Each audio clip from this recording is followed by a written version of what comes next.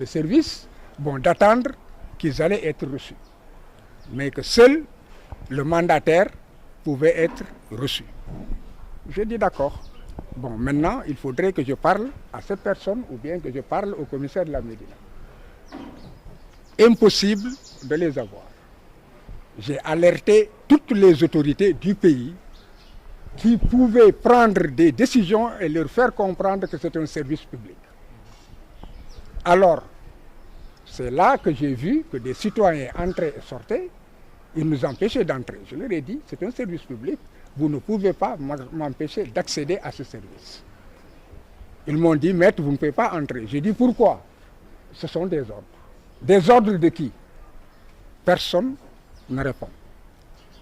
J'ai alerté toutes les autorités, je leur ai dit, j'entrerai dans ce service en tant qu'avocat et en tant que citoyen. J'entre seul et personne ne m'accompagne, s'il le faut. Ils m'ont dit en tout état de cause, aujourd'hui, les ordres, c'est que vous ne franchirez pas cette porte. Évidemment, j'ai essayé d'entrer. Et vous avez pu filmer cela.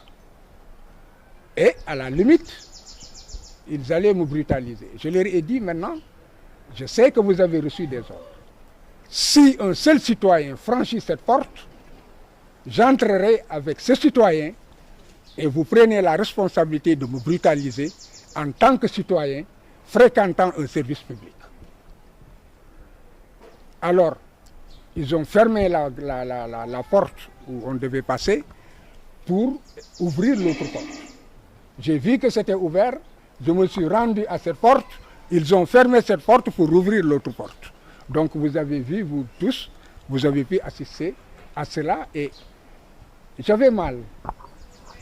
J'avais mal parce que notre pays est entré dans une situation de dégradation à laquelle personne ne s'attendait. Ce qui en fait devait donner l'exemple de civisme, l'administration qui devrait être neutre, être un service public, est une administration sous des ordres. Des ordres qui ne sont pas occultes. Parce que, c'est un service du ministère des élections qui est sous la responsabilité du ministre de l'Intérieur, qui est au courant, je l'affirme, de la situation. J'ai fait en sorte qu'il soit alerté. Il n'a pas réagi. Ensuite, il y avait des forces de défense et de sécurité qui sont des GMI. Les GMI, c'est la police nationale. J'ai alerté le directeur de la police nationale et toutes les personnes qui pouvaient leur demander de me laisser accéder à ce service comme citoyen. Ils n'ont pas réagi. Et puisque je m'attendais à être brutalisé, ils avaient reçu des instructions. J'ai alerté le procureur de la République, j'ai alerté le procureur général près la cour d'appel qu'il s'apprêtait à me brutaliser. Et j'ai alerté aussi le ministre de la Justice. Donc aujourd'hui, il faut que les masques tombent. Il faut que les masques tombent et que l'on sache que nous sommes dans un État autoritaire qui a rompu avec l'État de droit, qui est dans la violence sous toutes ses formes. Et un État qui n'est pas décidé à rester dans la coupe d'un État démocratique. Parce que Ayoub a été empêché d'aller prendre les fiches, l'huissier de constater que les fiches ont été remises ou qu'ils ont refusé d'exécuter une décision de justice, ce qui en fait est puni par la dégradation civique. Et le refus d'exécuter une décision de justice est puni aussi par la loi. Donc ceux qui sont chargés d'appliquer la loi, ce sont ceux-là qui sont en train de violer la loi. Et malheureusement, nous avons des enfants, nous avons des petits-enfants qui sont en mesure de comprendre et qui peut-être penseront que ce qui est anormal, c'est ce qui est normal. Parce que la référence, ce sont les hommes de loi. La référence, ce sont les forces de défense et de sécurité. Ce sont les personnes les plus respectées. L'avocat est considéré comme quelqu'un qui est là pour tout le monde, qui n'a pas à avoir de parti pris. Il a un client, il le défend. Il est coupable, il plaide coupable et il demande la clémence ou les circonstances atténuantes où il met en œuvre des mécanismes permettant à son client d'avoir ailleurs la possibilité de sortir des griffes de la justice. Il n'est pas coupable, il plaide non coupable. Voilà, ils auront besoin de nous. Et aujourd'hui, ce qui est malheureux, c'est que ça risque d'être culturel. Ce qu'ils ont détruit, c'est profond. C'est profond dans l'esprit de la jeunesse. L'état de droit, la démocratie, la culture démocratique, ils l'ont bafoué et ils l'ont ravalé à un rang ou méconnaissable. C'est pourquoi la communauté internationale, ce n'est pas la première fois que je parle à la communauté internationale. Je leur ai dit, réagissez alors qu'il est temps. Le Sénégal, sur le plan géostratégique, est extrêmement important pour l'Europe, pour l'Amérique, pour l'Asie et pour le monde entier. Tout le monde connaît la position géographique, géostratégique. Et dans la sous-région, c'est aussi un pays qui non seulement était un guide, parce que je me souviens, un haut magistrat a eu à me tenir ses paroles. Maître, qu'est-ce qui se passe au Sénégal? Si vous agissez ainsi, que va devenir notre pauvre petit Togo? Un très haut magistrat. Si elle m'entend, elle saura que c'est elle qui a dit cela. Donc c'est le désespoir.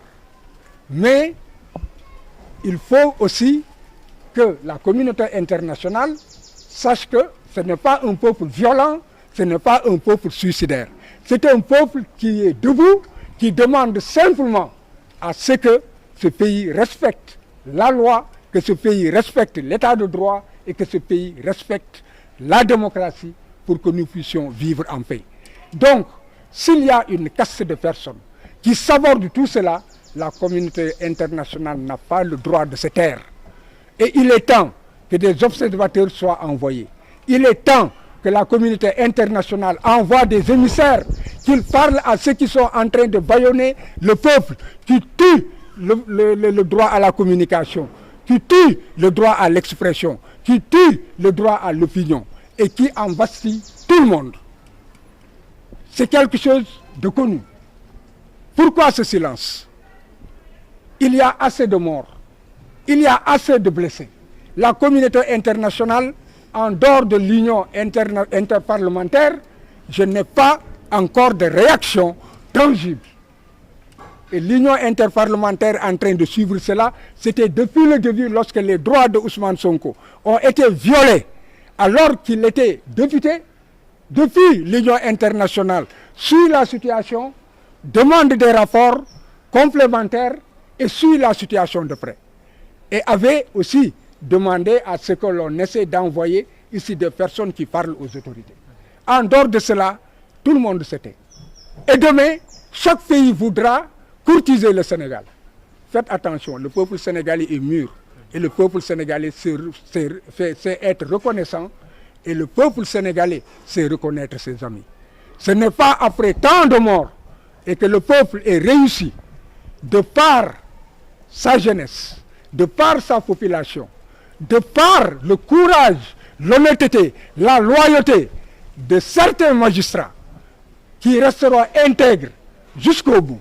Et je ne me gênerai pas, je ne me gênerai nullement de citer le juge Sabassi Faye, qui a eu ce courage, Madame Aïssatou, qui a eu le courage de refuser une décision à laquelle elle n'adhérait pas.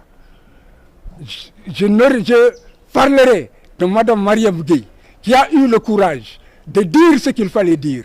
Et ce qu'elle a dit, nous le retrouvons en filigrane dans la décision, aussi bien de Sabassi que dans la décision du juge Thion qui a été rendue le jeudi dernier.